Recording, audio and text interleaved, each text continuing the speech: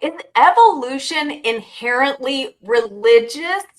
Well, I am here with Dr. Cornelius Hunter. He has a PhD in biophysics and he's very interested in this topic. And he's written some amazing books. I just finished reading this one, Science's Blind Spot. And this is an amazing book. So I would love to buy this for 5 people. If anyone contacts me after this, do not let money be an issue. I will buy you this book. So just send me an email. And Dr. Hunter, welcome. Thank you very much, Rebekah. I'm delighted to be here. And gee, I wasn't expecting you to be selling my books for me. So thank you very much. Well, I like to promote very worthy books. And this one now for me is going to be a go-to book to give away to really show people the issues with evolution. So will you just start by telling us a little bit more about yourself and what interested you in this topic of evolution and its religious underpinnings? Yeah, sure. So as you mentioned, I do have a background in biophysics and computational biology, but my interest, I got really intrigued in the whole origins issue topic, not because of the origins debate, not because of evolutionary theory, but because of the claim that evolution is true. That really intrigued me. Of course, you kind of heard it, back in high school biology and all that, but it finally hit me one day. Somebody mentioned it, and evolution is a fact.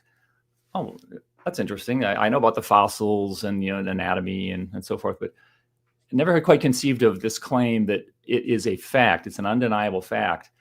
That is a high burden of proof, and I just didn't know. It was just fascinating to.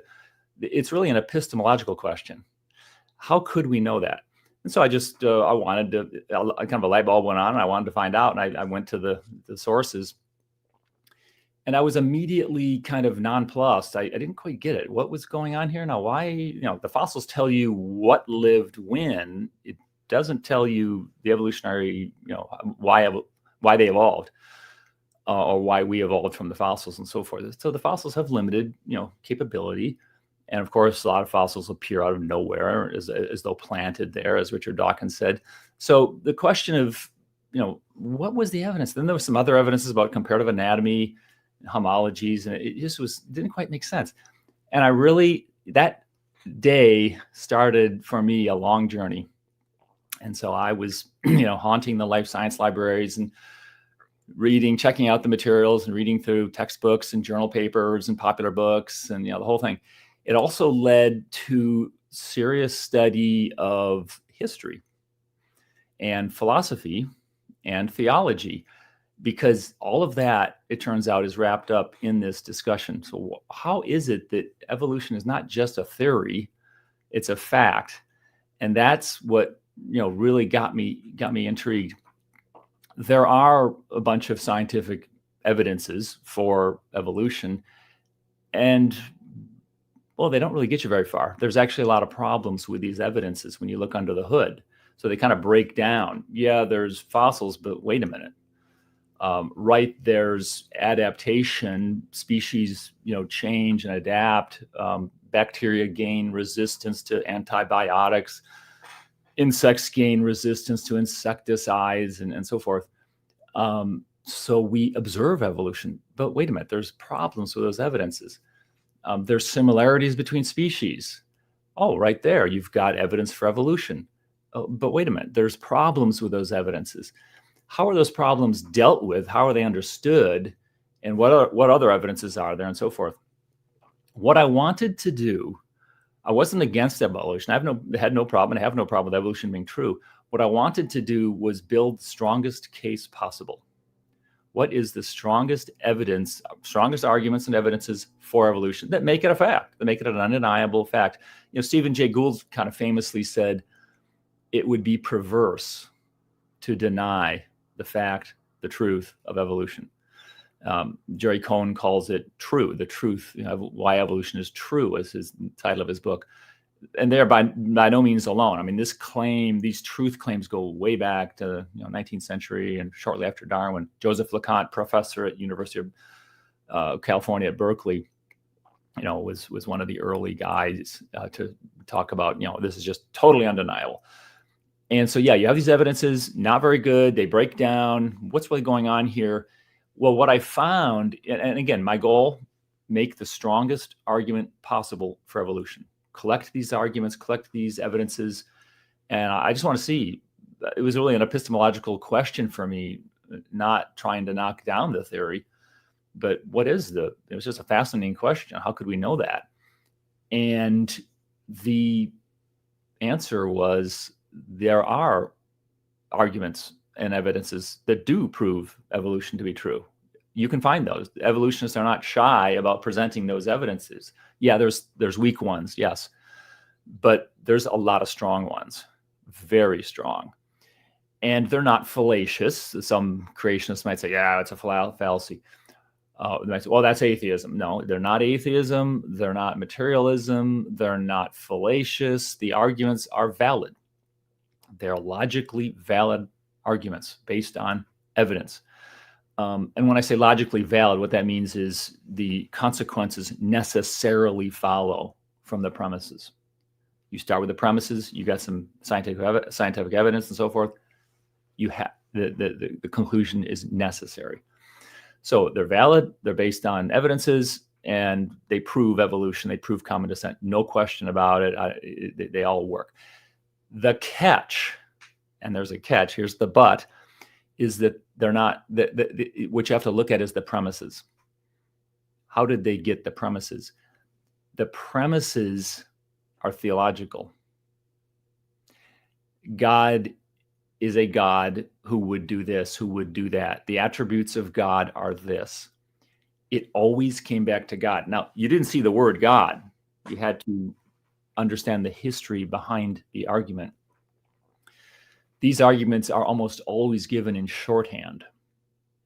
And so you'll get these little snippets in these textbooks or popular books, even journal articles sometimes. You see these little one-liners. But we know this. Well, wait a minute. How do we know this? What is it? And you look at that and you say, oh, this comes from this tradition or that tradition. These traditions go back eons. This is not, Charles Darwin was not some intellectual revolutionary who discovered all these things out of nowhere. Let me tell you about a famous origins debate. There was a famous origins debate. I'm not going to go through the details of the debate, but if I did, you and your audience would probably recognize most of the arguments. Yeah, these are the typical arguments I've heard. I saw these last week on YouTube. Why am I telling you about this debate? Because it was 2,000 years ago between the Stoics and the Epicureans. Nothing has changed. This debate has been going on, the same debate, for probably since men walked to this earth. Men and women walked to this earth, right? For thousands of years. There's no difference. You read the debate between the Stoics and the Epicureans and the positions of the Epicureans as documented by, say, Lucretius and De Rerum Natura. They're right out of what we read today. Now, there's more today. This has been elaborated on, but the foundation is there. John Rice, evolutionist, has said you really can't understand the rise of evolutionary thought in modern times without understanding Epicureanism, and he's right. Epicureanism is the foundational. And okay, so I'm trying to make the point. Darwin was not this intellectual revolutionary who came around in the mid 19th century and suddenly came up with all this new evidence and new understanding, and oh my gosh, the world evolved naturally. No, that idea has been around for eons. So then the question is, well, okay, you're saying there's these theological premises, and you're saying that theology is doing the heavy lifting here. What exactly are you talking about? Because I don't see it in Darwin's book. He doesn't mention the word God. He does talk about independent creation a lot, and he talks a lot about why the biological world would not have been created. Yes, he doesn't use the word God, but he uses the word creation and independent creation a lot. His book is chocked full of theological, metaphysical arguments that were handed down from earlier centuries. And he added some, some nice little twists here and there. But Darwin's main contribution to this whole origins debate was that he made it look scientific. He took the G word out of there, and he gave you this kind of scientific patina on the whole thing. Now, let me give one example. To go through the theology and these different, there's various theological arguments. It's not just one. About a dozen different theological traditions and arguments that are all pointing towards a naturalistic origins. They're mandating a naturalistic origins. You can see them in Darwin's 19th century. You can see them in the 18th century. You can see them in the 17th century, et cetera, et cetera. They're around and different in modern times, say since the Reformation, different Christians have been making these arguments. Yes, so Christians have been advocating for a naturalistic origins. And each one, like I said, there's about a dozen. And each one has its own story. They're, different thinkers, theologians, philosophers, scientists, different continents, different languages, different traditions behind it. So it's not an easy story to tell. I have a 3-credit semester course that I teach, and it takes a 3-credit semester course to walk through this and lay all this out and get this understanding. It's very difficult to teach the whole thing in an hour or 2 hours. I've tried. I've done this in seminars and so forth, and it's very difficult to do, especially to someone who really kind of is skeptical or doubting it. What I'll do here is give one example to start with. Maybe there'll be questions about others, but let me give one example of one theological tradition that was pretty powerful. I wouldn't say this is the most powerful, but this is it's up there. Of the dozen, it's probably in the top half. And by the way, all of these different traditions and arguments have their time histories. I said each one has its own story and its own heroes and characters and so forth. They also have their own time history. Some are peaking today, and they're very strong today. Others peaked centuries ago and have kind of waned. They did their work at the time. They may have done, and so when Darwin comes along, he's got all of this. It's not just Darwin. I mean, the people around him. Naturalism and creation by law was in the air. And that was the culture and the parties and the groups that, the hip people were mingling in at that time. It was all about naturalism. These were all Christians for the most part. But you had to be thinking about naturalism, and they didn't make this stuff up. This was coming from earlier centuries. I'm kind of pounding this home from different angles here just to get the point across. So let me give one example of one tradition, and so you kind of get a flavor for how these work, and that these are complex histories. So this one is miracles. And by the way, I have a playlist on my YouTube channel that goes through, the playlist is called Theological Naturalism, and it goes through all of these traditions and all of the histories and all of the way that they force an evolutionary theory. They mandate evolution. So this one of them is called miracles. So, everyone knows that in the Bible, there's all these miracles. In the Old Testament and the New Testament, there's all these miracles with Jesus and with the apostles. They're doing all these miracles.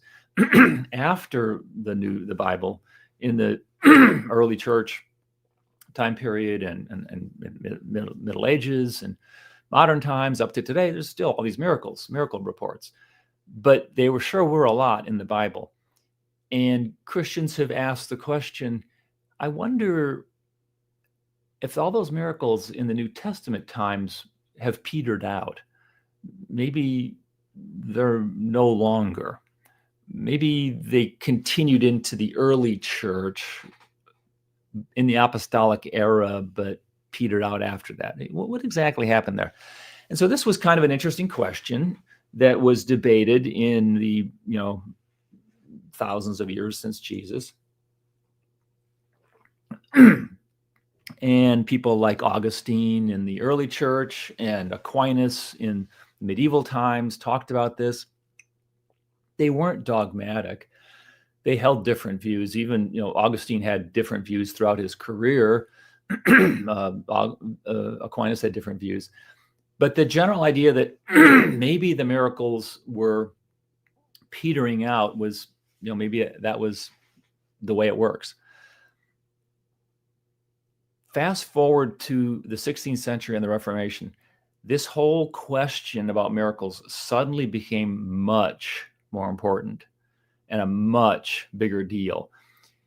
And the reason for that was, before the Reformation, you had, primarily the Roman Catholic Church and Eastern Orthodox.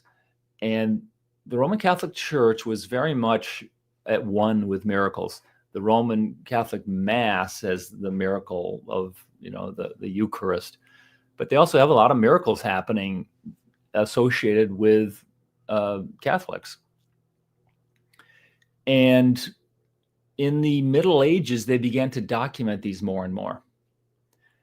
And actually, and they were skeptical of these. This wasn't, let's build up as many miracles as we can. I mean, they were genuinely wanting to get the evidence. And so they interviewed, witnesses. They were skeptical, especially if the miracle report came from a woman.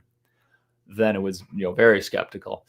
But there were miracle reports from women that they did investigate and interviewed witnesses and so forth, and then concluded, yeah, this passes the test. So they had criteria, and they collected the evidences and the data, and they had notebooks and notebooks and notebooks of miracles, what they deemed to be legitimate miracles. Okay, so with that understanding, fast forward to the Reformation, you have Calvin and Luther and so forth spinning off from the Roman Catholic Church. And they had a lot of problems with the Roman Catholic Church. There was corruption, and they also had theological problems with the church, significant theological problems. So you had problems across the board. And so they were attacking the church and creating these, new church to spin off the Protestant churches. And there was debates, obviously between the Catholics and the Protestants. And, one of the comeback, so the Protestants and the Reformers, they hit hard. They came at the Roman Catholics hard with, the corruption, the nepotism, the money, all this, this stuff going on. And by the way, I'm not taking sides here. I'm just wanting, I have to make people sympathetic to what's going on both sides of these issues. If you're going to understand evolution, you have to understand history from the viewpoint of the participants.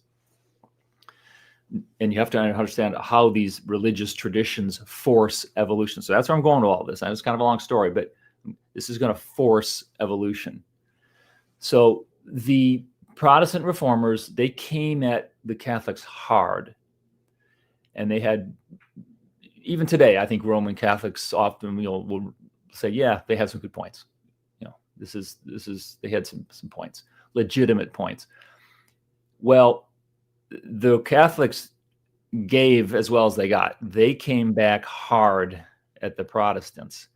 And they had one argument in particular that was really good. And that was, okay, you got a problem with us? What about our miracles? Where are your miracles?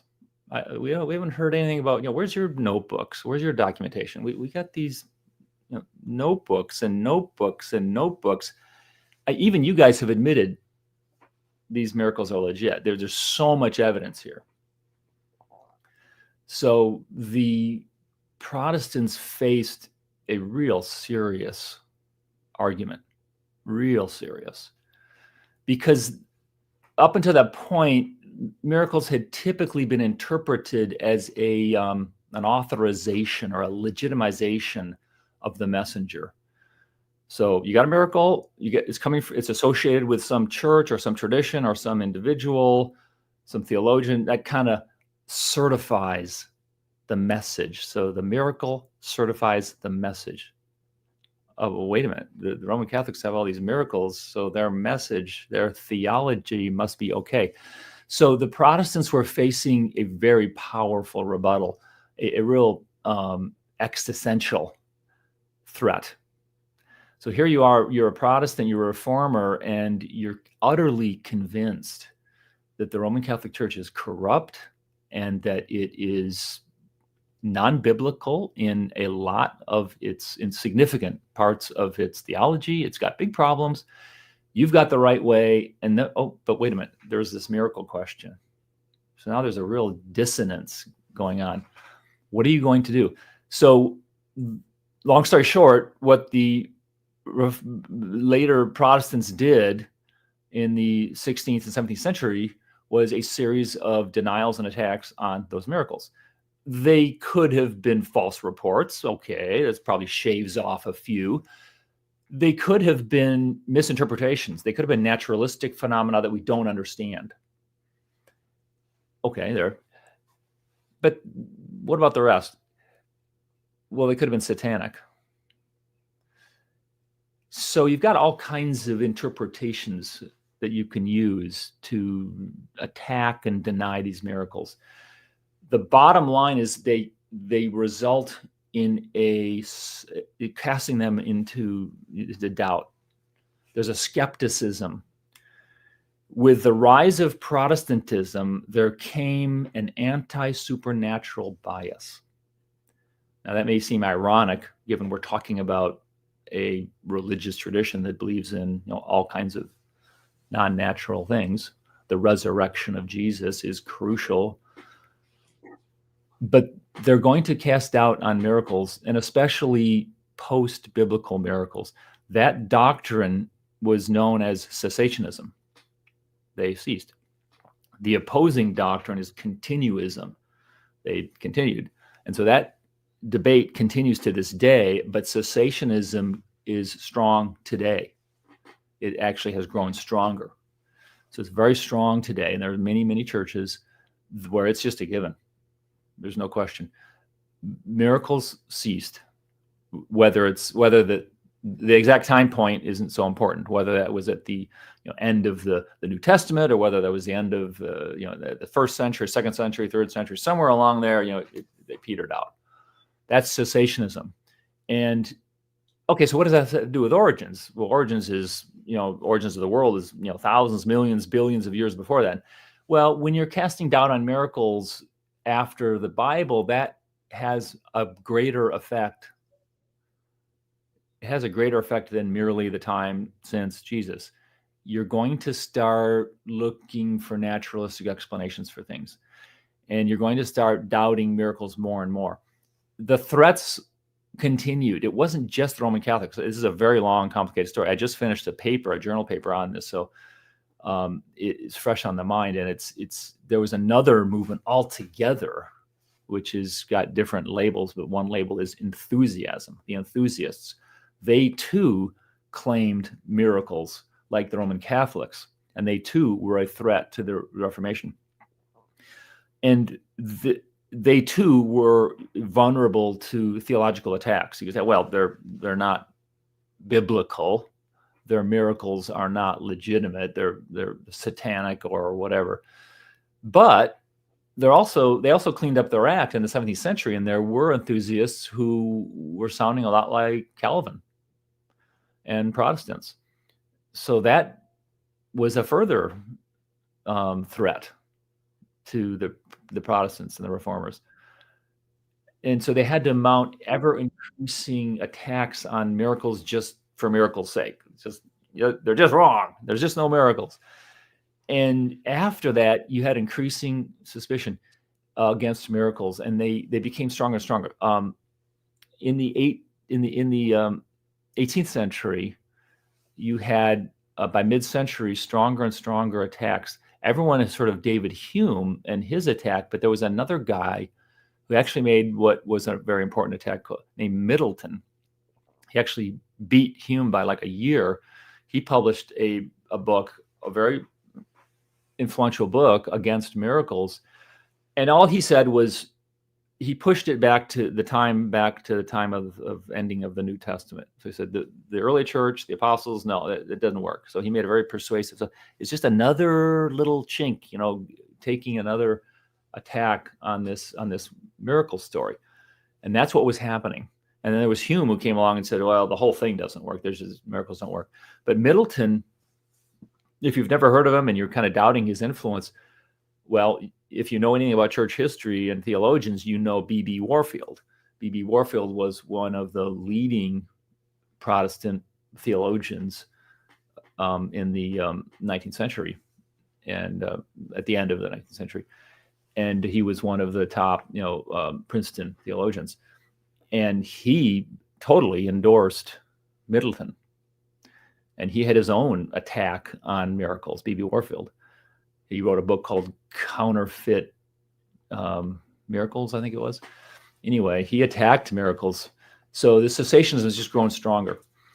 So there's this general sea state change after the Reformation, a cultural change, a strong change in Western thought against miracles. And by the way, the Roman Catholics joined in on this, even though they were on the receiving end of this attack. They too kind of got on board with cessationism. They had their own internal battles where they cast doubt on the miracles of other Roman Catholics. In particular, Pascal's niece. Pascal was a Jansenist, and Jansenism is kind of the Calvinistic version of Roman Catholicism. So Roman Catholicism had, its own internal version of the Reformed theology. They didn't like that a whole lot. That was Jansenism. Pascal was a Jansenist, and his niece had probably one of the best documented apparent miracles in history. With her eye was healed. And Pascal said, yeah, see, that certifies Jansenism. And the Roman Catholics, the other Roman Catholics said, no, that's actually a divine warning. That miracle is a warning. So you see how the miracles could be used, as warnings, as certification, however you wanted to interpret it. And so Roman Catholics got on with doubting miracles as well. So today we live with in a pretty strong anti-miracle, anti-supernatural bias that has come out of all this. I'm going through this at length just to give listeners an idea of how deep the theology goes and how important the history is to understanding these things and understanding the theology behind them. And sometimes you have to get into philosophy. And so when you now Darwin was influenced by Hume, but it wasn't just Darwin. Anglicans, the British were influenced by Hume. Hume, even though his arguments were flawed, today we recognize that. Even secular philosophers recognize his arguments as flawed. At the time, there were critics as well. He was scathingly criticized by contemporaries because his arguments were flawed, but it didn't matter. Hume was tickling the ear. So this momentum, bubbled up and rumbled along and got stronger and stronger. And so I don't think it takes a lot of imagination for listeners to realize, okay, you've got this stronger and stronger skepticism of miracles. Could that have impacted evolutionary thought and the rise of evolution? Evolution relies on what? Naturalism, on getting miracles out of the picture, getting special divine action out. The world arose by itself. The world arose by chance and law, naturalistic explanations. Miracles aren't going to work very well. Darwin, in his in Origins, at one point toward the end, wrote a disparaging remark about miracles, talking about detractors from his theory, talking about creationists of the day. They didn't call them creationists, but what we would call creationists of the day. And he said something to the effect of, yeah, but do they really believe that miracles happened and, you know, atoms came together to form new species? I mean, come on. So, you know, he could cast those aspersions on his detractors and on his opponents freely without having to justify it. There's so much history behind that. And he's resting on this mountain of centuries of movement that he didn't have to explain. It was a given by that time. Oh, but do they really believe in miracles? I mean, come on. Well, and now see, some people are probably listening and saying, see, we became enlightened. We realized that that there were natural processes behind things. So this was a movement from religion to science. So what's your response to that? Yeah, exactly. That's a real nice kind of gloss on it, is without having to own up to the theological premises that statement is resting on. That statement is resting on a whole, you know, set of religious movements. And now it just sounds like enlightenment. And that's how Kant described the Enlightenment. Oh, it is a throwing off the shackles of ecclesiastical constraints and freeing ourselves to think objectively and follow evidence. It sounds great. And just follow the science. But if you actually read the science, you see that it is riddled and influenced by these mandates, these theological premises and mandates. And it isn't just Darwin, by the way. Before Darwin, as usual, physics precedes biology. That's the way it always goes. So Darwin was mounting up this evolutionary theory in the 19th century. In the 18th century, it was cosmology. You had the origin of cosmological evolution. And there were four major names here, not just one. So we can't just talk about one. But it was Daniel Bernoulli in 1735. Later, Buffon, the great French thinker, who is considered to be one of the pillars, the four pillars of the Enlightenment. But Buffon was nominally, or at least somewhat, a Christian. Bernoulli certainly was a Christian. So you had Bernoulli, you had Buffon, then Kant, who, I mean, his theory is not considered to be one of the leading theories, but nonetheless, he had a treatise on cosmological evolution. And then you had Laplace, who, of course, was not a Christian. But you had those four guys all mounted theories of cosmological evolution that were completely indebted to theological assumptions about the way God would create the world. And I'll explain it just so you get this is another example. This is another one that, you know, I could talk hours about, and I won't, because I know people are probably getting, you know, tired of all this theology. But again, this is very important to understand evolutionary theory, because this argument remains today, and it's one of the strongest arguments for evolution today. And the argument is, we all believe that God is great. That's, you know, the Bible says, you know, God is great, right? He's the greatest God. If God is great, he would create the fullest world. Now, what do you mean by fullest? Well, don't worry about the details of what fullest means. It sounds better, right? I mean, a fuller world is better than a less fuller world, right? So God would create a fuller world. And this became a strong argument for the plurality of worlds, or extraterrestrials. You've got all these stars. You go out at night, you look in the sky, there's all these stars. What are they doing there?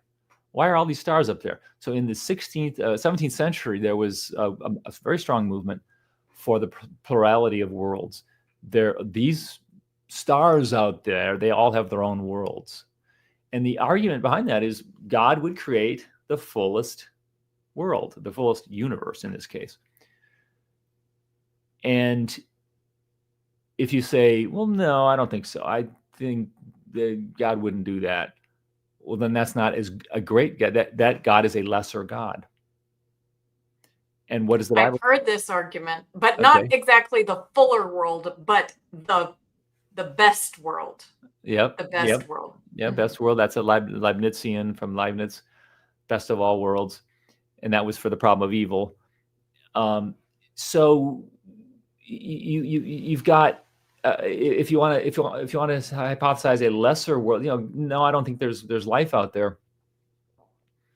Well, then what's God doing? Why is there an unfulfilled potential?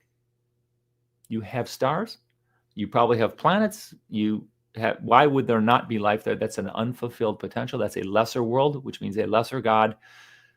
The Bible says God is great. So the conclusion is there must be life around those worlds. Not I think so, it's I know so. So there's certainty. And now the light bulbs should start to be going on, because remember how I started at the beginning of the hour? What I was intrigued at was, how are evolutionists certain that evolution is true? Not just, yeah, I like this theory, I think it may be a good theory, I think it may be true. No, that is not evolutionary thinking. That's not evolutionary theory. Evolutionary theory is it's true. And if you doubt it, you're perverse. So there are these Yes. value judgments attached. It's a very strong burden of proof. How do they get there? So with this idea of the fullest universe possible, the fullest world possible, it must be as full as possible. This was actually a tradition that goes back to the ancient Greeks again, and you can see it in medieval times, Abelard, and then you can see it in Aquinas, and you can see it in modern times, Spinoza, Leibniz, et cetera, et cetera. Very powerful tradition of the fullest world, and this extraterrestrial plurality of worlds movement in the 17th century. Okay, how does that apply to Bernoulli and Buffon and Kant and Laplace in the 18th century? What happens there? Well, if you know the solar system, you know that there's the sun, right? We've got our sun in the middle, and you've got the planets orbiting the sun, right? That's the solar system. Sun, planets orbiting the sun. What's interesting is those planets are orbiting the sun in a plane. Think of a plate. They're in this plate. There's actually a word for this. Astronomers have a word for this plate, this plane. It's called the ecliptic. And if you like to look at the stars, if you like to look at the planets, if you like to go out and look in the sky, look at the planets and the moon, you'll know that they are always in this line in the sky. They're not way over there, way over there. They're all, Mercury, Venus, Mars, Jupiter, Saturn. They're always, and the moon, they're always in this line. Now, they're not exactly in this line. And there's a little deviation. There's a few degrees off. But there's definitely a pattern. There is a noticeable pattern. It's not exact, but there's something going on. And what's going on is they're roughly in a plane, the ecliptic. So this was all, really coming together with Copernicus and Kepler and Galileo and Newton, describing how this is all working. I mean, they knew about the ecliptic since way back, but it really came together in the 17th century with Newton and those guys. And so in the 18th century, the question was, okay, well, how did it arise? And the idea was that Bernoulli pointed out, but especially Kant, and then the Laplace and Buffon, they all pointed this out. If God, and I'm going to give the theological statement that most of them only used shorthand for. So they didn't use the word God except Kant. Kant was the one guy who actually came out with it in clarity. The others were vague. But again, like I said, these are usually shorthand arguments, but the theology is there. You have to understand the history to know where this is coming from. They made the argument, there's no reason for the planets to be in this plane. So if you think about the sun, why doesn't, one of the planets go over the top? Why doesn't one of the planets go to 45-degree angle or 50-degree angle, 60-degree angle? Why are they all in this plane? And if God, here's the argument, if God had created the cosmos, he would have what? Made the fullest possible design. What is the fullest design? You're using all the angles. You're using the space around the sun. You're not arbitrarily restricting yourself to one particular slice, one particular plane. There's no reason for that. There's no sufficient reason for the planets to be in this plane. Now, today's physics, fast forward to today, just a side note, yeah, there actually is a reason, but that's another argument. The stability of the solar system requires something like this plane. So there actually is a reason. That it gets interesting. But back then they didn't know about that, and they just said, there's no reason for this. There's no functional constraint, no functional reason. And so they said, well, we've been saying for centuries that God would create the fullest world possible. Here we are observing the opposite. We are observing a failure of that prediction. We are observing a non-fullest cosmos. The cosmos are not as full as they could be. Conclusion by modus tollens: God didn't intend for this. God did not design this. God did not create this. This was something where God is standing off. God has set the table. God has created the laws that create the world. But he didn't do this this was not created by the unmediated hand of God, as Kant put it. Instead, they came about by natural law, and there must be some natural process. Bernoulli came up with the atmosphere of the sun. Buffon said, well, it was a comet that hit the sun and skipped off the sun, and a bunch of material came off, and they formed the planets. Kant said it was like this sort of a nebula, and Laplace came up with this, the disk, the nebular hypothesis, which was the most influential of those four theories and lasted even to today. But it's much more complicated today because none of these theories work, including the Laplace's. They don't work. So you have to have all these patches. So today's theory is kind of like the nebular hypothesis, but with a couple dozen patches. All of those four guys, those theorists, Bernoulli, Buffon, Kant, and Laplace, were certain. Not only were they certain of a naturalistic explanation, they were certain of their own naturalistic explanation. This is the true answer, guys. I got it. But they're all different. Especially the three main ones: Laplace, Buffon, Bernoulli, all different, and all certain that they were right. And that gives you an idea of how this works. The certainty comes from the theology, not from I've worked this out. I've used calculus and algebra and mathematics, and I worked out the question of how this would have worked. How would this naturalistic process have worked? And it all falls together, and it's compelling, and it's obvious, and it's just a no-brainer.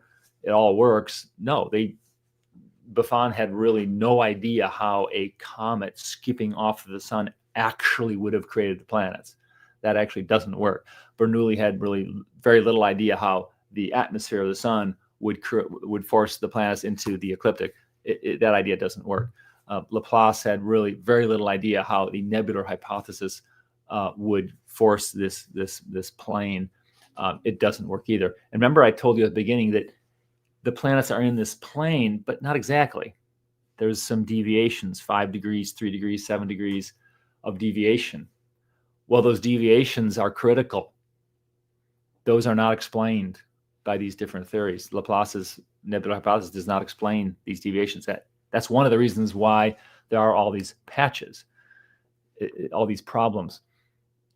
And so you have a profoundly naturalistic, anti-teleological theory coming out of or theories coming out of the 19th century, 18th century, for cosmological evolution. But they weren't viewed that way at the time. They were viewed as, oh, this is really good science. And Laplace's, the last one, was really, people were pretty enthusiastic. Now, there were also skeptics, people who looked at it and said, wait a minute, this isn't quite working, because of these deviations like I'm talking about. But they were influential, and what's really important is, from a philosophy of science perspective, there was this shift. There was this theology had gotten into the science, and it was manipulating and driving the science in very, very important ways, driving the conclusion. And that was accepted. I don't know that it was even fully understood at the time. Well, a lot of people are going to hear that and say, well, back then they may have been reasoning based on what they think God might or might do, and that's all theological. But that has nothing to do with modern evolution theory. We're all about empirical observations. There's no theology involved. So can you make the bridge to us to how did we get where we are? Is today's modern evolution based on, just empirical observations? Rebekah, you are absolutely correct. So yeah, that is the first line of defense is yeah. That was then, this is now. Yeah, those guys back then, those white European males, they were all wrapped up in those, and they were in a religious culture where they had to address the religious guys, the religious opponents, the creationists. So they had to come up with these arguments against those. So first of all, a couple of points. First of all, those guys, Bernoulli and Buffon and Laplace and Darwin, they were not merely addressing religious concerns at the time. So that's a huge misread. You have to understand the history. They were making religious, theological claims that were crucial to their arguments. Crucial. They were not, it was not, oh, I've got this scientific explanation. And oh, by the way, let me throw out some bones to the creationists so that they understand that their theories are wrong. I'll also explain how they're wrong. But I've got this rock solid theory on how things evolved. That's not how it worked. So that's a misreading of the history and of the science. The theological assertions were crucial. Darwin, when he wasn't talking about theology and how God wouldn't have done this, he was backpedaling. He was apologizing. He was on the defensive. Well, this isn't really working. But I know that it could not have evolved. It could not have arisen by the hand of God. This makes no sense. This is utterly inexplicable on independent creation. It must have evolved. I'm not quite sure how it did, but let's play with those ideas. So you have to understand that's how it worked. For the cosmological theories of the 18th century, it was crucial. The theological assumptions were crucial. Now you said, what about today? Fast forward today, nothing has changed. And that's what people need to understand. Nothing has changed. You pick up a modern text. Here's one by Jerry Cohn, Why Evolution is True. It is chocked full, just as Darwin's book, of religious metaphysical assertions about the designer. I'll give you just one example out here that's kind of funny. The flat fish, one of these flat fish, they are born with eyes on both sides, as most fish have. So you got this kind of flat fish and eyes on one eye on each side. But shortly thereafter, one of the eyes starts to move and migrates to the other side over some period of time, which is really funky, right? And so now you've got this fish with two eyes on one side. Kind of makes me think of a Picasso painting. Kind of a weird, sort of a geometry here. And then it swims around like this with the two eyes on one side looking up. And so Jerry Cohn talks about this issue and so just flat out, this is just ridiculous. This would never have been designed. No engineer, no designer worth his salt would do such a thing. Especially the part about, first of all, it's just really, weird and bizarre and funky. But second of all, it migrating from one side to the other. I mean, you would just start off at the beginning with the two eyes on the one side. You wouldn't have it migrate over. That makes no sense on creationism, on intelligent design. You would never do this.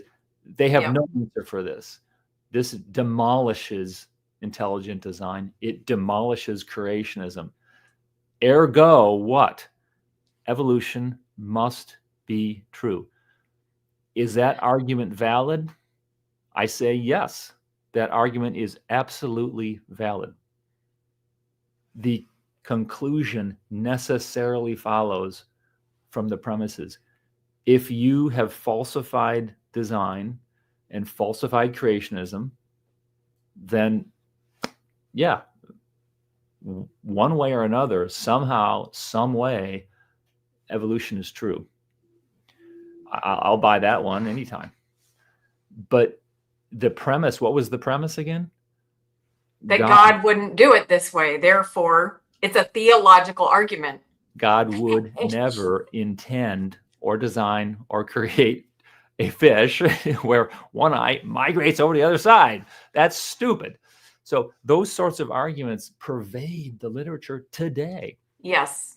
Now I've noticed that, and I pulled up my book, my copy of it too, because I will tell you, the title is the most effective thing about this book. So, you pick this up, why evolution is true. You think it's going to be filled with like facts about evolution, but it's just tricks. It's first of all, it's theological. Like you said, it's full of like, God wouldn't do it this way. God wouldn't do it this way. And it's like, okay, so yeah, what does God have to do with this? You're supposed to be showing me the scientific facts for evolution. And then what it does is it just switches to talking about observations of reality. So that's another trick, is like, you basically just describe observations that we make about nature. And then you say, oh, see, it's evolution. Well, no, where do I get the conclusion about evolution? So there is no evidence for evolution in this book. Okay. You can read this. I recommend reading this book. It's like like I said, the title is effective, but what's inside, you'll see. It's just nonsense. But you need to be aware, you need to be wary, and you need to be aware of the theological arguments and the types of arguments that they make, because you will miss it. And so this is my research copy, and I highlight and I write in here whenever I find an argument that is metaphysical of any sort, that's not just empirical. And I've got just like page after page after page after page of scribbling and highlighting of theological or metaphysical arguments that are non-empirical. But that book was and is very influential. It got really good reviews and is celebrated as another example, a contemporary follow-up on Charles Darwin's evolution, the origin of species, which also was a long book of evidences and arguments for evolution, which also was loaded with theology. So it's what you're saying, Rebekah, and what I'm saying is not generally understood. And that's what's, to me, interesting and fascinating is, and I've been in many, many debates on the internet, on radio, in person, on college campuses, on TV with evolutionists. They don't get it. And now, of course, there's motivations not to get it, but you can spell all this out.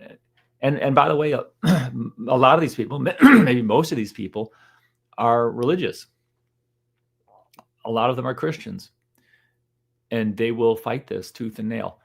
So it's this gets to deeply held, profound beliefs about God and how God interacts with the world. And people do not want to believe that, God would create these things. Jerry Cohen was confronted at one point with, he acknowledged that somebody was criticizing him about all these religious arguments, these metaphysical and religious arguments. And he just flat out denied it. He said, "What are you talking about? These aren't religious arguments.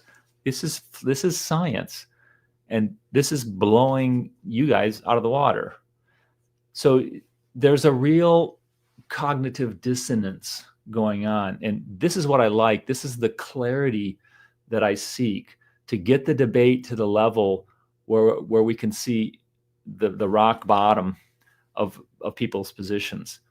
And yeah, you will not acknowledge what is plainly obvious to anyone with eyes to see. And so that's that. This is why these people believe this, and you're not going to change their mind. Well, now we brought up one example, Jerry Coyne employing these strategies of, appealing to theological considerations. But what do you say to people who are like, no, we're only interested in the science. We're not going there. We're just appealing. Science is methodological naturalism. Anything outside of that is not science. So we're only going with our scientific observations of the world. Yeah. So they would say, yeah, okay, there's Jerry Cohen. I mean, there are those guys out there, Richard Dawkins, these popularizers, Stephen Jay Gould. I don't agree with those guys. They're popularizers, and they're lazy. They make these arguments that they shouldn't be making, blah, blah, blah, blah, blah. So again, I'm a collector of arguments. I want to make the strongest argument possible for evolutionary theory. And I have gone through everything I can find, from centuries past up to today. There is no other document. There's not a clean version of evolutionary theory where, here's where the arguments are. This is the source, or these are the sources. These are the guys who are just about the science, and they're telling you like it is. It's not there. And I go to the journal articles for as much as anything else. It's not there. There's no there. Where's the meat, as they say? It isn't there. And it is a gestalt shift. That picture of the elderly woman, and then you look at it hard enough, and then you see, oh, wait a minute, it's a young woman. And so, oh, wow, and you can't even see the elderly woman anymore. And then you try and you see the elderly woman, now you can't see the young woman. So that's a gestalt shift, a paradigm shift. And it's very hard for people to make this shift and to understand this. They are committed to this idea that there's just this mountain of scientific evidence. And so what I ask them to do is, okay, provide me with the arguments and evidences. Because again, if you could show me that evolution is true, is compelling, is a no-brainer, is beyond all reasonable doubt, I would love that. I'll disavow my YouTube channel and everything if I can see that. I'm not hooked on evolution being false or not good or theological or any of that. So just show me the evidence. And every time somebody does, it falls through. Just recently, I made some videos on this evolution professor who was, making these arguments for why evolution is easily seen. And he used several examples, and his examples were, and he didn't give the details. He just said, you can Google this and you'll find the evidence. I just Google it. So I said, okay, I'm going to go to Google and I'm going to Google it. And I came up with what the Google hits and looked at those.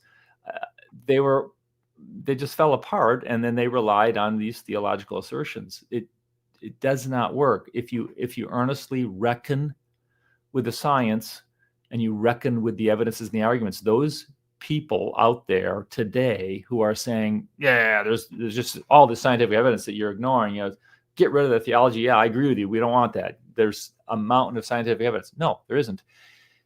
And if you stop and think about it, if you take your blinders off, what you're saying is the world arose by itself. And we just don't live in a universe where things tend to come together, not to mention the most complicated things known. It's just a stretch. Eugene Koonin wrote a paper on the probability of a simple replicator that could have inheritable information and could do something like protein synthesis. So just kind of the basic elements of what we know of the modern cell. And he came up with the chances, the probability of that occurring is less than 1 in 10 to the 1,000. So that's a 1 with 1,000 zeros after it. This is an evolutionist. This is not a creationist. Admitting, and this was peer-reviewed in a perfectly fine journal, peer-reviewed by evolutionists. And he said the chances of this happening is 10 to the minus 1,000, and worse than that. They're fully admitting this because they know that it's a fact, so they're not vulnerable to the science. And so when you point out these scientific problems, and I've got this paper on the false predictions of science. Science is evolution. Evolution has produced a long history, a long sequence of fundamental predictions that failed. That should say something. When you have dozens of fundamental predictions that have failed, you should think twice. So the prediction, the claim is, when you actually stop and think about it, quite heroic. The world arose by itself. The world arose spontaneously. Okay. I'm not saying it's impossible, but you better have, you're taking on a burden of proof that you need to meet. And it's not there. The meat is not, there's no meat there. There's no there. And let's just take an example. Here's another way to think of it. Consider a colony, population of bacteria. Let's say you killed off that colony. So you got dead bacteria. Maybe you disrupted them and they're all in bits and pieces. But you have all of the chemicals there. You've got the organic molecules. You've got the amino acids. You've got the nucleotides. You've got the carbohydrates, the sugars, sitting around in bits and pieces.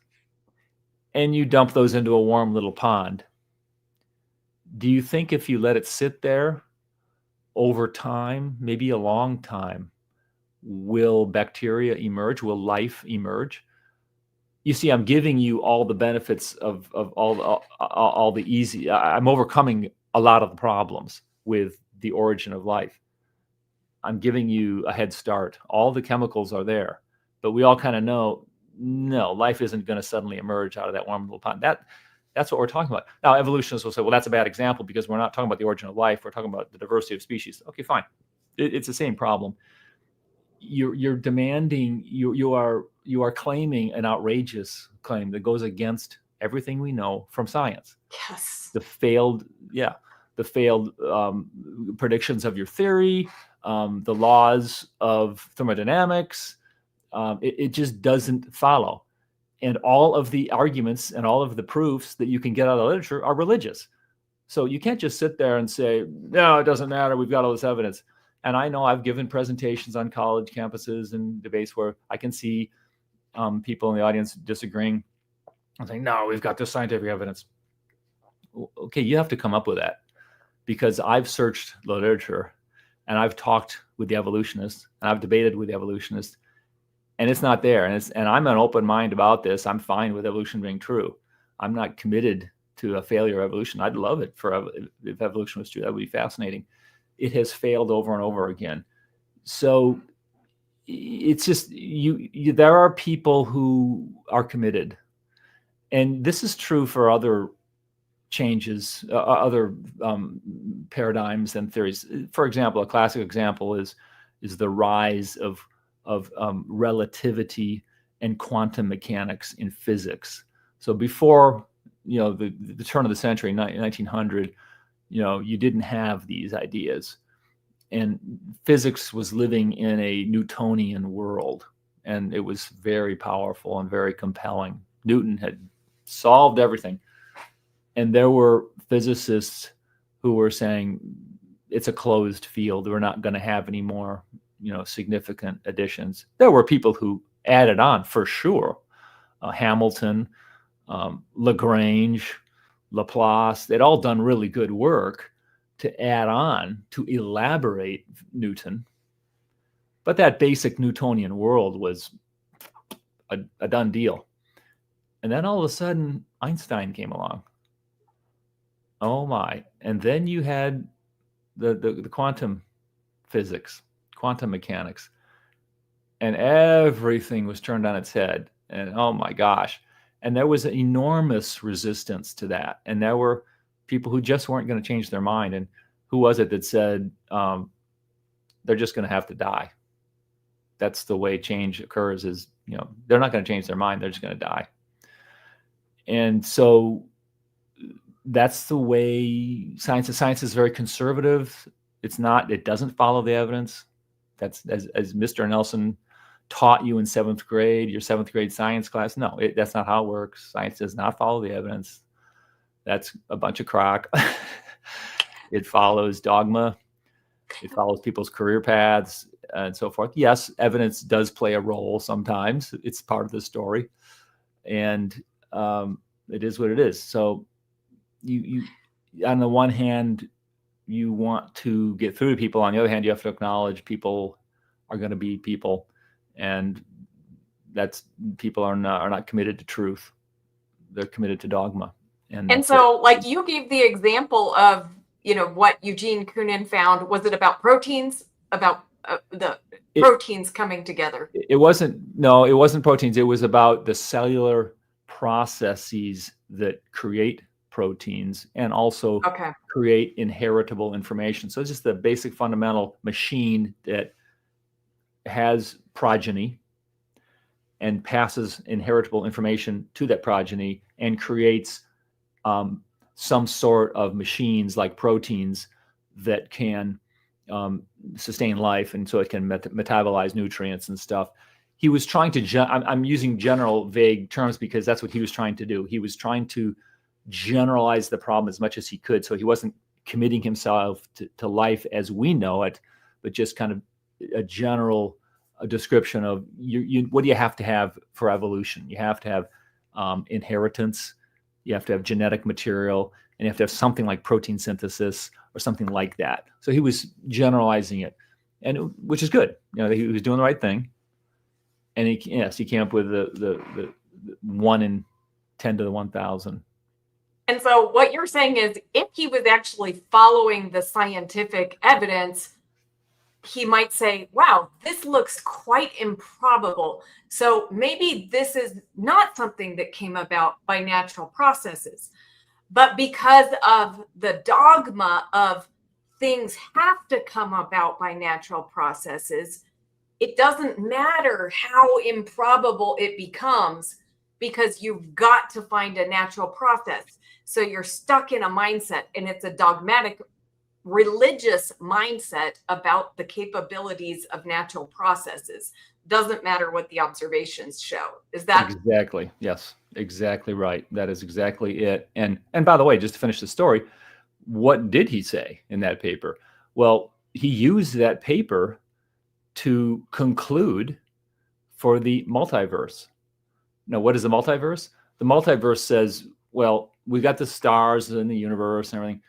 What's outside the universe? Maybe there are other universes. Maybe there is a lot of universes. Maybe there is a near infinity of universes. Now, notice I didn't say infinity. I said near infinity, because when you go to infinity, that causes some philosophical problems. So you say near infinity. And what does that near infinity mean? It means whatever number I need. So do I need 10 to the million? Do I need 10 to the billion? Do I need 10 to the gazillion? Whatever I need, I can have. I don't have infinity, but I have however large a number I need in order to solve the problem of this ridiculously improbable event of evolution. And so, yeah, he was, as you said, committed to evolution. That was a done deal. That was a given. That was non-negotiable. That's true. So if we find out that it's incredibly improbable, then what? Oh, there must be a multiverse. There must be so many universes out there that one of them actually, luckily, against all odds, just by sheer roll of the die, over and over and over again, came up with this evolution, because there's not enough time. 13 billion years or whatever is not anything close to enough time. So he doesn't have time. So he needs space. So one way or another, they're going to get their probabilities figured out. It's either time or space. So they got to go to space. So, okay, the multiverse. Wonderful. And appealing to a multiverse is theological, because that is not something that we can observe. So that is a faith-based, that's a theological idea that you can appeal to. And it's being appealed to a lot now. And it's weird because it's like somehow crossed into the threshold of being like considered scientific, even though there's no observation for it. Do you agree with that? Yeah, Rebekah. You could say appealing to the multiverse is theological because it's theological, but you can also say it's theological because you're being driven by prior theological commitments. And that's where I go with this, is all of this evolutionary theory, however it augurs, is driven by these dozen or more theological claims dating back to the Epicureans and then the modern times. So that's the engine, that's the driver behind all this. And then you end up with these ridiculous, just absurd, the emperor has no clothes theories that people will never question. We can't question this. It really does look a lot like that Hans Christian Andersen short story on the emperor has no clothes. It is ridiculous. And here you have this absolutely ridiculous story of this guy parading around without any clothes on, and everyone's saying, oh, what a beautiful outfit. Oh, what a beautiful outfit. Here's a guy, Hans Christian Andersen, writes this story without even, I don't think he was thinking about, Epicureanism or evolution. Maybe he was thinking about the Epicureans, but it applies so well, right? It applies so well to what we were seeing in evolutionary theory. So yes. I think of the multiverse as that appeal that Kunin made as theological, because way underneath all of this are these theological underpinnings that he's probably not even aware of.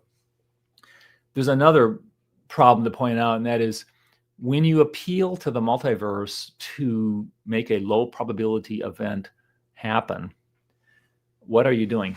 You are opening up science to anything happening.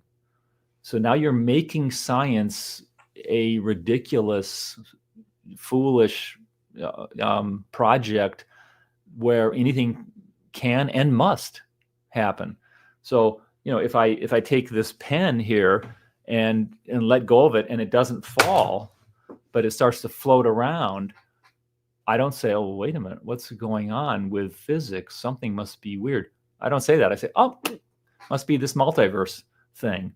Because in all the worlds, all the gin joints and all the bars, there's one time where the air pressure just happens to build up underneath my pen and keeps it there floating. It's the multiverse. What do you know? And so science is now ridiculous. It's now vulnerable to any kind of explanation, anytime, and anything goes. There's no longer, is it a project to explain how creation works? How does creation work? How does nature work? How does this work? What is physics? What is gravity? No, it's anything goes. Well, and that brings me to ask you, because, and for those who are not familiar with Cornelius Hunter, he has one of my favorite YouTube channels. It's called Darwin's God. So if you want to hear more from him, I highly recommend this. But you end your videos on Darwin's God with saying, religion drives science and it matters. So I want to know, why does this matter? What is the effect that you're seeing on education, on the just like general public, why does this matter? Yeah, great one, Rebecca, because origins, I do believe, is really, really important. I think origins is crucial. I think it drives, it's foundational to everything else. And so when you have the Epicureanism or evolutionary ideas that the world arose by chance and you arose by chance, and we're all just chance products of blind natural laws, that has a profound impact on how people think. And it takes years. This is a long-term project. It takes decades. It takes centuries for this to sink into the culture, but it does sink in. And so you have things like eugenics. Darwin's half cousin came up with, this modern father of modern eugenics. We need to clean up the gene pool. People are suddenly, genetic machines that we need to monitor, and sterilization, forced sterilization in the United States of America, institutionalization of people, clearly racist, clearly ridiculous, being done by evolutionists. Evolutionists were forcing sterilization in the United States. The Supreme Court agreed. Now you say, wait a minute, this is not evolutionist. Yes, it was evolutionist. No, it wasn't a scientist. It wasn't a life science professor at a university, but it came from that. These were people who believed in evolution. You have abortion. You have euthanasia. You have the Holocausts. The Germans took this very seriously. Nietzsche made the conclusions that Adam Sedgwick feared. Sedgwick was a contemporary of Darwin. He was a generation older. He was a mentor of Darwin. And he was one of Darwin's readers of his manuscript. He wanted to get his manuscript, his book. He gave an early copy of his book to Sedgwick. A few weeks later, in November of 1859, Sedgwick wrote a letter to Darwin. It is a great letter. It's really well done. This guy was an aging professor, and he was working really hard. He's a great role model. And he read Darwin's book, and he just said, this is very problematic. I read this with more pain than pleasure. And he explained how this really could take down society if that were so possible. And so he was a chilling predictions that he was making about where this could go. He didn't actually believe it would go there, but unfortunately it did go there. And Nietzsche, 40 years later, wrote things like, the real problem is not, evil people, it's sick people and inferior people. And the Germans took this very seriously. And they went down to Africa and started killing Africans. And then, of course, there's the World War II Holocaust. This stuff ties in to evolutionary theory. I think that, and then so you have ridiculous truths emerging, new truths emerging in our world, ridiculous ideas like, men competing in women's sports, that's just, fine. And, all the tribalism. So what it causes is a rift in our society, because you get these people pursuing absurd ideas and then other people resisting that. And so you have this tribalism and divisiveness. And I do think this all goes back to origins. I realize that, going back farther in time, most people think of the tribalism as, occurring in the last few years, the last 10 years. But I think, you saw things happening in the 50s and the 60s with our culture, with our society, all building this foundation. And then there's the Inherit the Wind movie, the play, and then the movie based on the Scopes trial. That was all false. This play was historical fiction, most emphasis on fiction, which created this warfare thesis, or not created, but it built on this warfare thesis that there are these religious people who are dumb and the science people who are virtuous and smart. And so you're creating this divisiveness that goes back to Epicureanism and evolution. So I think there's a reason why the Bible starts with creation, right? Genesis, in the beginning, God created So God created. So that's foundational. It's just foundational to any movement. So, there's this old saying, tell me where you think you came from, and I'll tell you everything else about you. Now, that may be a bit of an overstatement, but not much. Tell me where you think you came from, and I will tell you everything else about you. If you think you came from random chance, ultimately, you're going to have a different worldview than someone who, says, well, a no, lot of God. evolutionists that I talk to will oppose the connection of racism and eugenics. They will oppose that and say, look, even though, and even the Holocaust, they will say, even though some people took those ideas and made it that is not evolution at its core. You see, we are so enlightened and we still see the value in people, and we're not like those bad people that took evolution to that extreme. So what's your response to that? Yeah, and if you are operating under the deception that evolution is a scientific theory and there's this mountain of scientific evidence, then that's what you would say.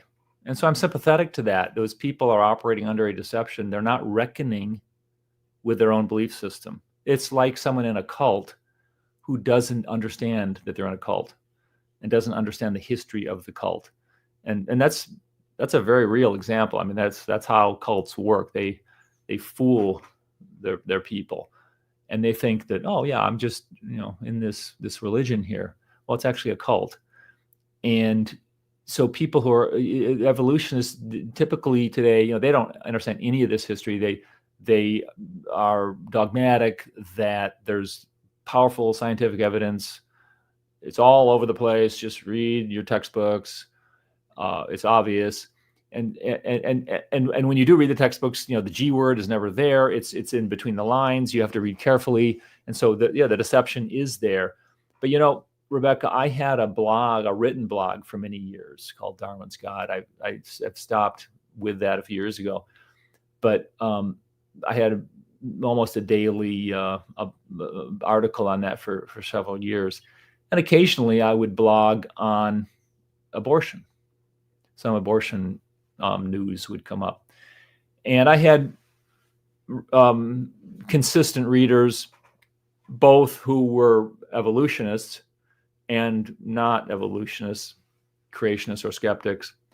And they would make comments, on my blog posts. And so we had kind of a tradition, a consistent readership, and folks who would come on there and debate or comment consistently.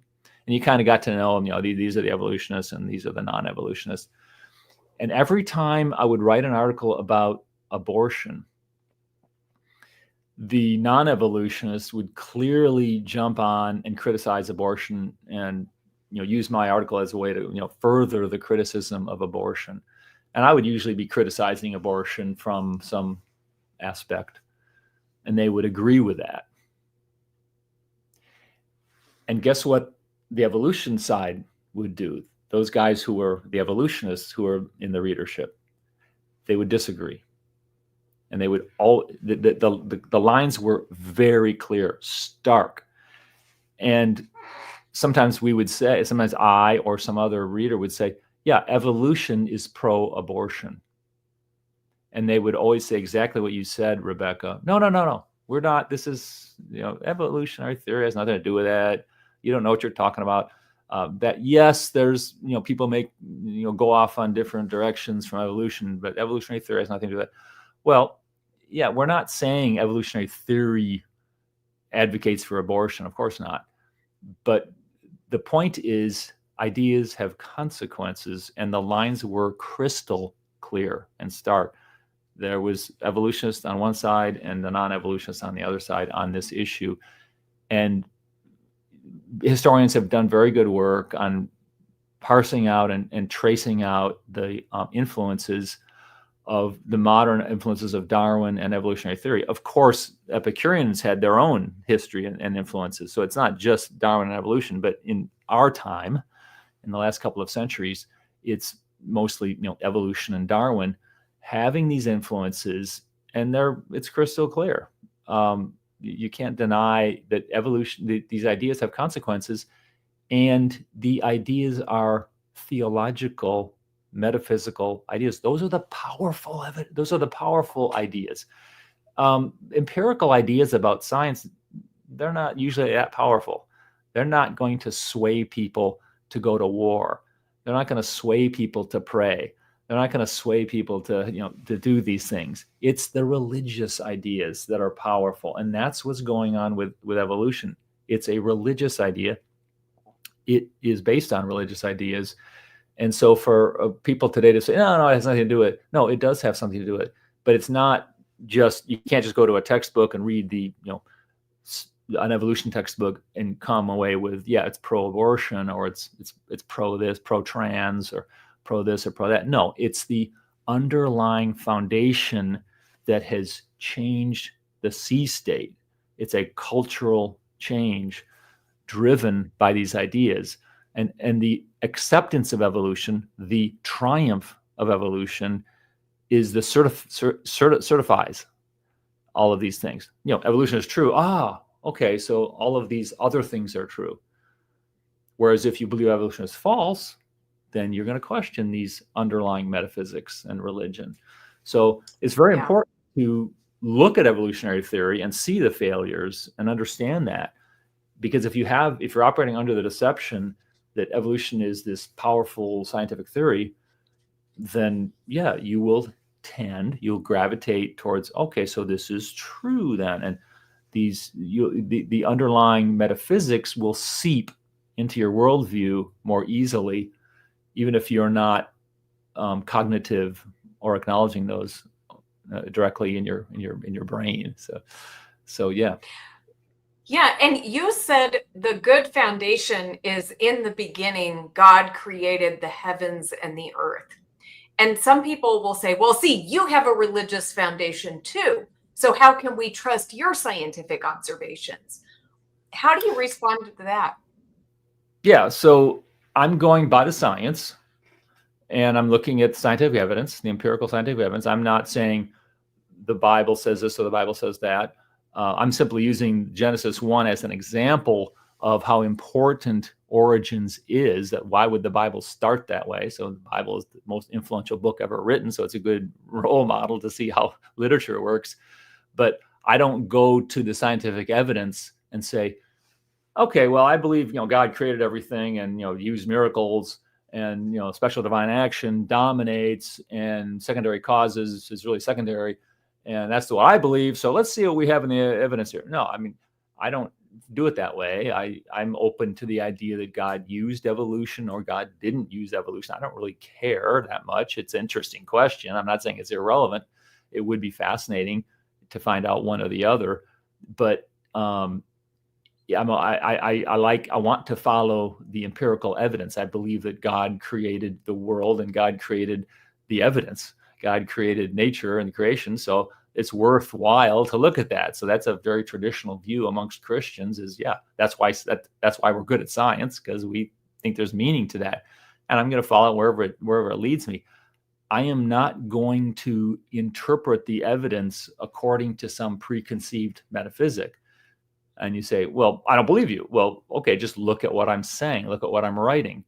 And find a place where I am manipulating the evidence or driving the evidence into one particular pigeonhole, and I will fix it. Tell me about that. I don't have those. On the other hand, evolutionists do have those. They are taking the evidence and it's being driven by religious premises about what God would or wouldn't do in his interactions with the world. So it's all and it's all in the open. But you're right, Rebekah. People will make that argument. Oh yeah, but you're a creationist, right? What do you? I constantly get these questions about, you're a young earther, right? Oh yeah, he's a secret young earther. He won't tell anybody, but he's a young earther. This is just ridiculous. You don't try and get at people's underlying motives, and I certainly don't do that with evolutionists. And that brings me to another problem, which is critics of evolution will often try and get at the underlying motives of the evolutionists. They're atheists. They're materialist. Darwin was an atheist.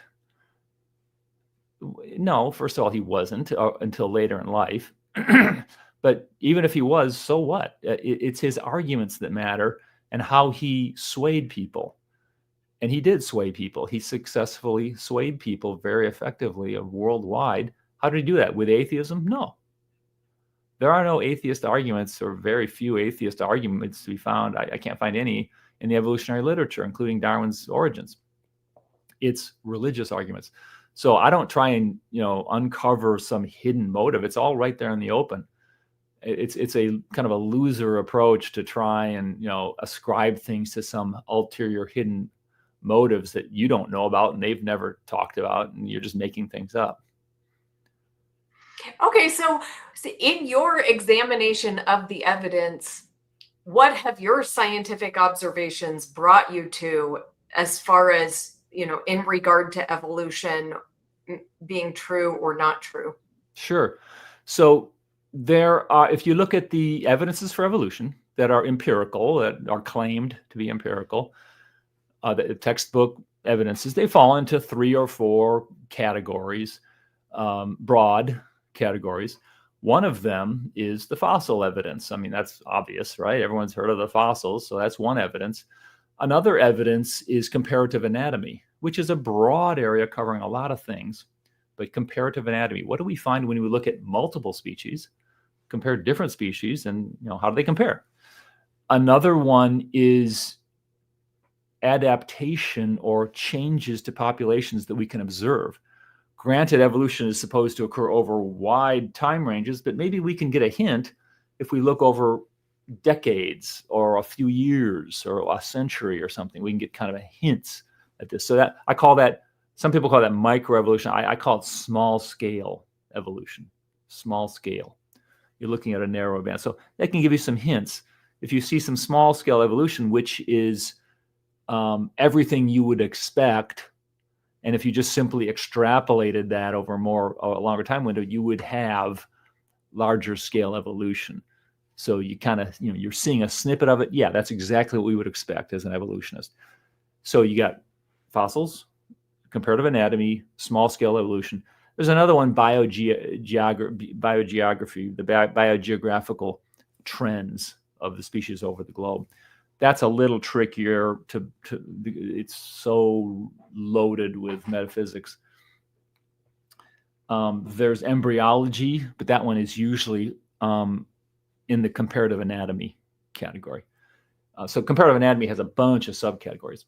So you will find arguments, positive arguments for evolution on all those. Look, we got all these evidences. The fossils show these other species that used to live, and we evolved from those species, and they evolved from each other, and you can line them up. So boom, I mean, it's very powerful.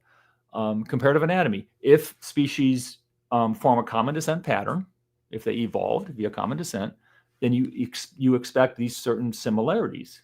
These guys are neighbors, they're similar, they share a relatively recent common ancestor, they should have a lot of similarities. Exactly what we see in comparative anatomy. We reconstruct these trees, it just falls right out. The small scale evolution, it's what we're seeing over short time periods is exactly what you would expect, and it builds this picture that if we extrapolated it, you'd get bigger changes. Very powerful evidences. It proves pretty much evolution as a fact. Okay, I've just given you the textbook evolutionary perspective. Everything I just said is a lie. Those are all lies. Total fabrications. The fossil record is a problem for evolutionary theory. Species appear planted there. They have high complexity early. Complexity does not build up. You get insane complexity 500 billion years ago. They don't line up in a common descent pattern or a kind of yes, you can build these sequences, but you're just simply picking out species that make for some sequences. Every time they come up with one of these, they then later find another fossil species that doesn't fit, and it predates that sequence. So the main thing is that then they appear so abruptly. And then they die off. So you have these explosions of diversity, and then it dies off. Exactly the opposite. It's not an evolutionary tree, it's an inverse evolutionary tree. You have explosions of diversity in the flowers, in the mammals and so forth, and then it dies off. The comparative anatomy, it does not fit a common descent pattern. It violates the common descent pattern over and over and over and over. It demolishes the common descent pattern. I mean, this isn't just minor variations. I'm not talking about, okay, well, there was a mutation and it didn't happen in the right place. No, these are major problems. It does not fit common descent. It does not fit the evolutionary prediction. The small scale evolution, no, you see constraints, you see limitations. It does not show that it extrapolates. Even evolutionists admit this. There's papers out there that say, no, repeated rounds of microevolution do not add up to macroevolution. That's not in the cards. Furthermore, there's a whole bunch of interesting cases of small-scale evolution, which are not small-scale evolution, they're small-scale adaptation. They are rapid adaptation, intelligently, directly responding to challenges. So you impose a challenge on a population, whether naturally and we observe it, or in the lab, where we expose a population to a challenge, and it adapts rapidly. This isn't random mutations and natural selection. This is response within a generation or two. And so you have a multiplicity of members of individuals in a population responding. Not all of them, but a lot of them responding in one generation that's not evolution, even though they call it evolution. In fact, evolutionists fought this tooth and nail because it follows a Lamarckian pattern, and they denied Lamarck and ridiculed Lamarck for decades, a century, until they no longer could. And today, it is no longer deniable. And you have to acknowledge that there is legitimate change that is Lamarckian, that is adaptation, it's directed adaptation. There is now a mass forget going on amongst evolutionists. They ridiculed and rejected and denied this for a century, and they are now saying, oh, well, that's evolution. It's hilarious, and it is ridiculous. You cannot attack and deny something and then turn around and say, oh, well, that's us. No, it isn't you. It's not. It doesn't fit evolutionary theory. So what they're saying is, well, all those mechanisms that cause the rapid, intelligent, directed adaptation, those evolved. Evolution created those, which is absurd. It does not work under evolutionary theory for many reasons. So evolution becomes insanely complicated and just absurd. Yeah. So, and I don't know if it's even falsifiable at this point, because what I've noticed is that, whatever might contradict the theory, if we find evidence that would contradict, they just make a new story to account for it. Do you think that's true? Exactly. It's called complexity, theory complexity. So you continue to patch a theory. When a theory fails, adherents do not falsify the theory, they patch the theory. They attach epicycles, so to speak. And that's in reference to geocentrism, which had all these epicycles. Epicycles were not added on, by the way. They were part of the original Ptolemaic theory. But the point is, he had to add all these fixes, all these adjustments to the theory to make it work. And so, you keep on adding patches, adding ideas. So that adds to theory complexity, which is the antithesis of science. Science seeks simplicity or parsimony. You have to, when you get into complexity, it's the death knell of science. You cannot allow a theory to just have runaway complexity. And that's exactly what evolutionary theory, it makes the tax code look simple. It's just so complex. Yeah. So I have a paper on the false predictions of evolution. These are nice because they're clearly documented. These are predictions that were clearly held, documented in mainstream evolutionists. This is not tangential figures. They were clearly held and motivated by evolutionary theory, and they were clearly falsified. And there clearly are responses to these, which are different for each one. So I've got a paper. If you go to my YouTube channel and you look at any of my recent videos, I put that link down beneath in the description. So what's the name of it so people can look it up? You have to go to my. Okay, gotta go there. It's Evolution's False Predictions, but just go to any one of my videos and go to the description section, and I give the links to my relevant work, and one of those is Evolution's False Predictions, and it's a good paper. You know, there's just 22 or 23 or 24 false predictions in there, and they're clearly documented. So it's these are fundamental predictions. These are not tangential predictions. These are fundamental to the theory. And if you read through it, you realize, wow, just one after another, this is just failing over and over and over again. And no scientific theory could sustain this level of failure and be around. It has to be driven by the religion. It has to have something else propping it up. Yeah, and we're getting to the cutoff point where you said we can't go more than 2 hours. I'm hoping, just if it's okay, there's been a lot of questions and comments that have come in. So do you have energy for some comments? Throw out some questions. Okay, so, and I just want to put this one up because you had a fan. Yay, Dr. Cornelius Hunter, biophysicist, was the only biophysicist in the ID community 20 years ago. Thank you, Sal. Thank you, Sal. I appreciate that. And so what would you respond to Ken? He says, yes, we do have clear proof. Evolution is a directly observed phenomenon and is one of the most confirmed theories in all science. Yep, that is the typical cheerleading, rah, rah. There's no question about it. You just go read the textbooks, read the papers. And so, we talked about that earlier in this hour. You have to, Ken, you need to give specifics. You can't come up with generalities of, it's confirmed, the most confirmed theory in the history of science. No, that's utterly false. You have to provide the actual evidences. You should read my paper on the false predictions and actually reckon with this. So you're not reckoning with the science, you're cheerleading.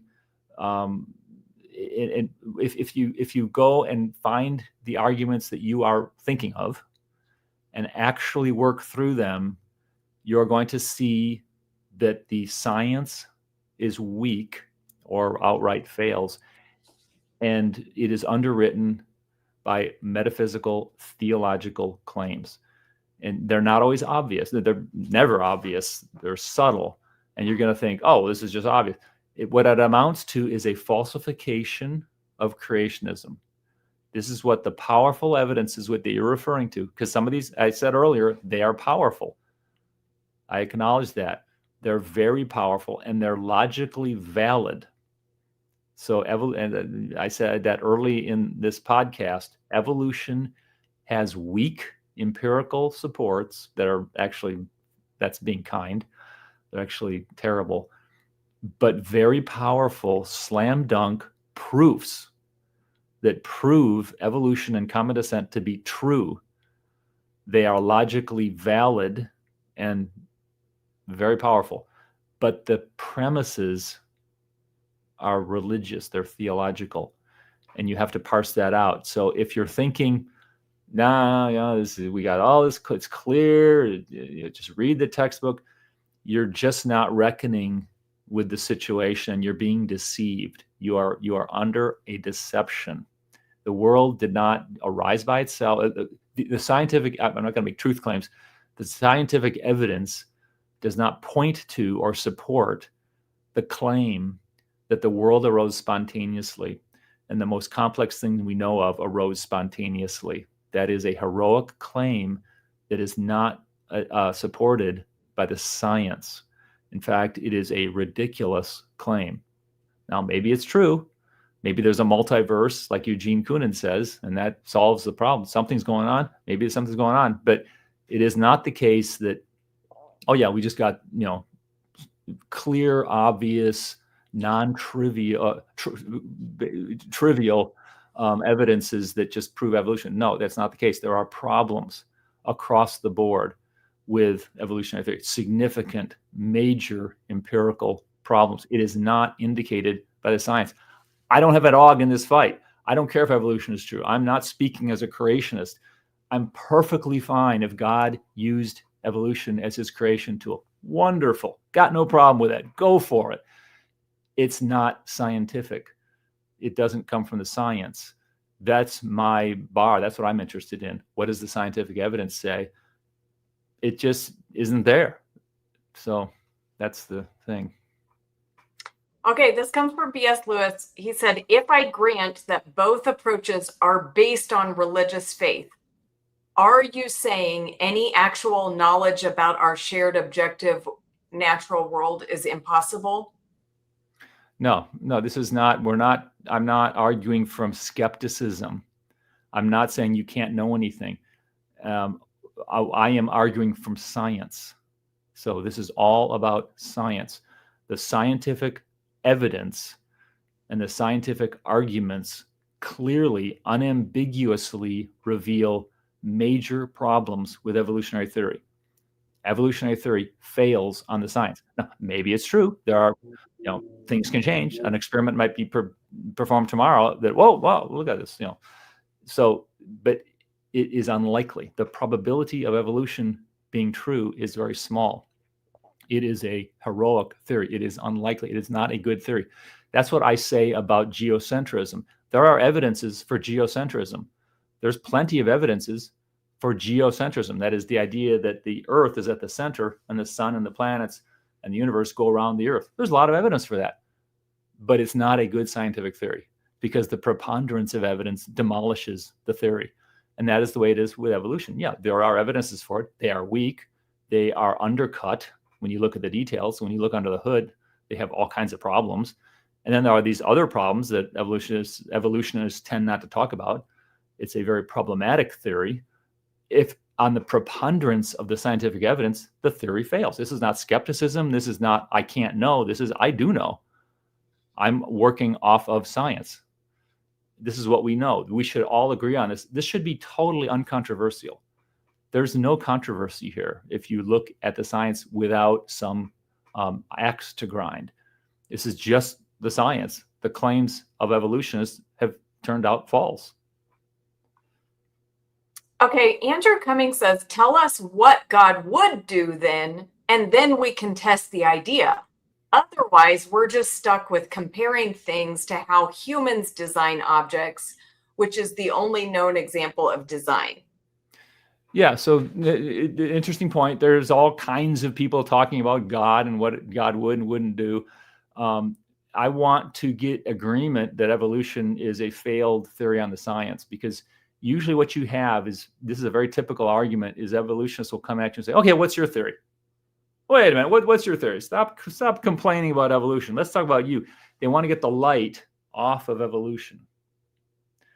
What would God do? Well, so I'm not God, and I don't have a hotline to God, to heaven. So I can't tell you what God would and wouldn't do. It's not, it's a little above my pay grade. But I will say that it would be an interesting discussion, but I don't think anyone should have this discussion until and unless we agree that evolution has failed on the science. You see, if you don't agree that evolution has failed on the science, then you're not arguing in good faith. And I'm not going to argue with somebody or debate or discuss or discourse with someone who is under the deception that evolution is this powerful scientific theory.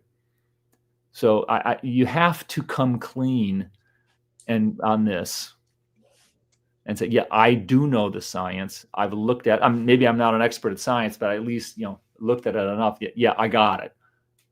This thing has failed dramatically. If we can get that truth in place, then we're equipped. We are equipped for a discourse. Say, okay, let's think about what did happen. How did the world get here? I don't know. but it's an interesting discussion. I'm willing to have that discussion, but not with someone who is harboring deceptions about evolutionary theory. And really all they want to do is try and find a way to get the light off of evolution and preserve evolutionary theory. Yes, I like that. And, it's a common, like you said, it's a common tactic. I've noticed that when I do my open streams and I let people share evidence for evolution, actually what they usually share is evidence against young earth creation. They don't want to deal with evolution. And so, it's fine if you want to critique the story that I believe, but I'm not saying that my story is the scientific truth that everyone needs to believe. I admit that I believe the Bible, I believe a story. I'm not telling you that that is a scientific truth that everyone has to believe. So I think there's a difference there. We don't have to, what we need to do is evaluate evolution on its own terms. Thank you for sharing that. Yeah. There are claims and there are beliefs, and we just need to keep those clear. What we want is clarity. What are your claims?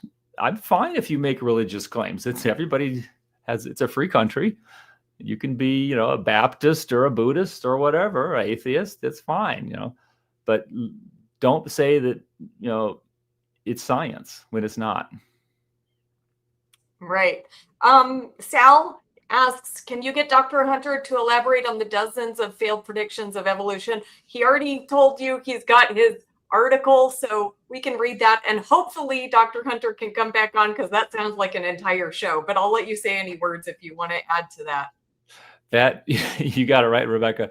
I could launch into that, and that could definitely be hours on that. It's a great question, Sal. I appreciate it, and I appreciate all of your work and your support.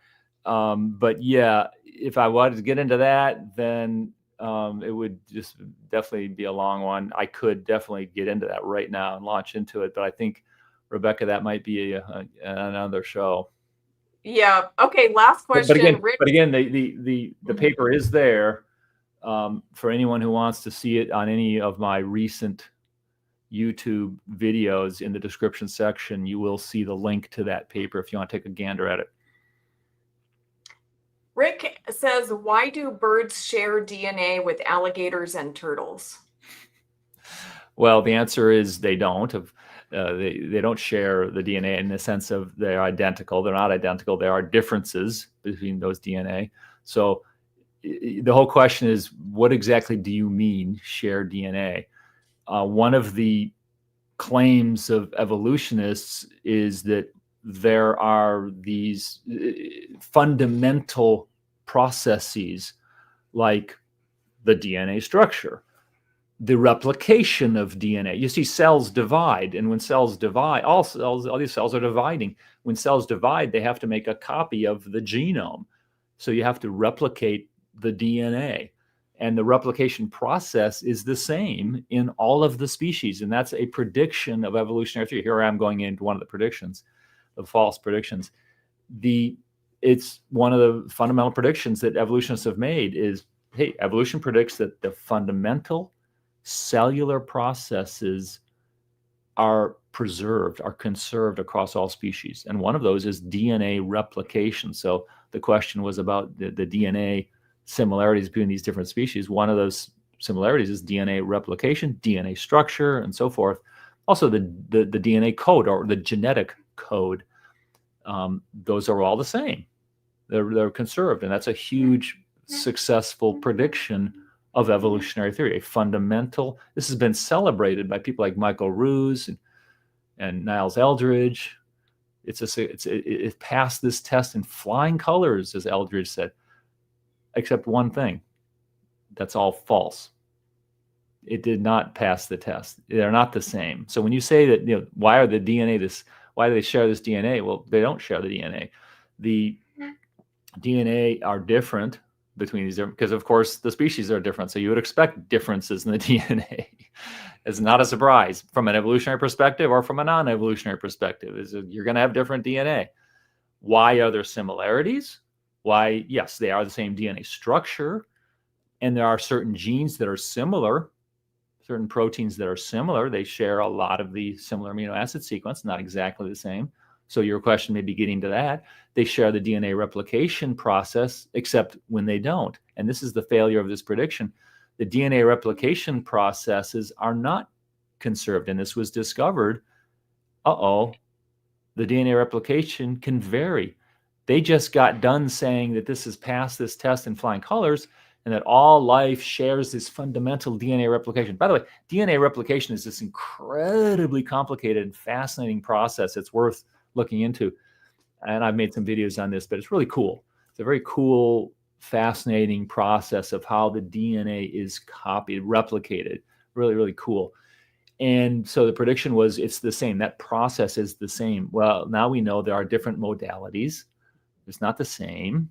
There are different classes, different groups of species that have different modes. This was a falsification. The DNA code, the genetic code is not the same. The code itself is the same, but the underlying machinery that enacts the code is different. So you have these bizarre, fascinating differences that you have to reckon with as an evolutionist, as falsified these predictions and this viewpoint. So, the questioner needs to think twice about this. This is way more profound than just some simple, you can't just throw out, oh, why are they the same? It's, by the way, this whole question gets back to the fullest.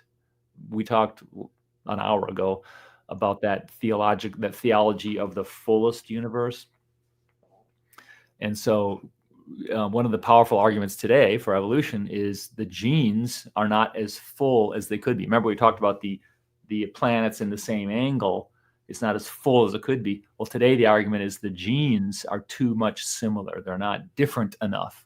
And God would make it as full as possible. So really this question, again, the history is what you have to be familiar with. If you don't understand the history, you're not going to get this question. This question is resting on this enormous history of the fullest possible world. By the way, the philosophical term for this is principle of plenitude, and its corollary, the principle of sufficient reason. So POP, PSR, that's the underlying history and philosophical ideas behind this, that God would create the fullest world. That's the principle of plenitude, within sufficient reason.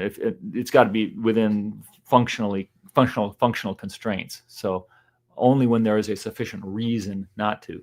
So that's the principle of sufficient reason. So all of this is what this question is resting on. Which is, whenever you get these questions, it automatically opens up this entire world of, that requires like an hour of explanation to unpack. Right? So, yes, but in general, I do hear this said to be like the best evidence for evolution is the genetic similarity, that this is evidence of a common ancestor of all of life. So what is your response to that? Right. So why would that? Well, first of all, it's not. It's just, why is that evidence? So according to evolutionary theory, it predicts that there would be similarities in the genomics, and we find similarities. Okay, good. That is an evidence for evolution. It is not strong. It is not powerful, but it is evidence. Why is it not strong? Because there's violations to that. There are violations. It doesn't. The genetics do not follow a common descent pattern. They conflict with the fossils. You don't have a good pattern that comes out of it. It doesn't fall into, you can't create a clean phylogeny, a clean evolutionary tree using these data.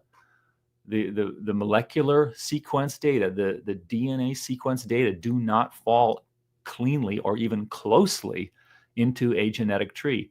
And you can see that if you look at my false predictions paper, I discussed that in several of the predictions. Let me repeat it.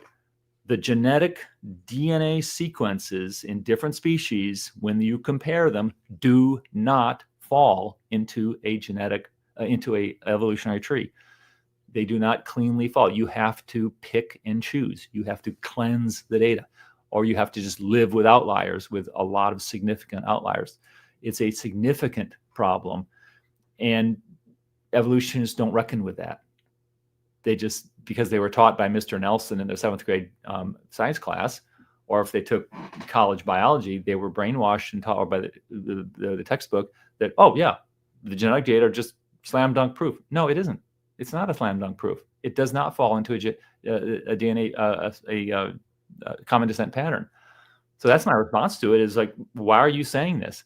Now, I can give you the answer of why they're saying it. They're not saying, it doesn't matter that it doesn't fall into a evolutionary tree. It doesn't matter that it doesn't fulfill the common descent pattern. None of that matters, because this was never about science.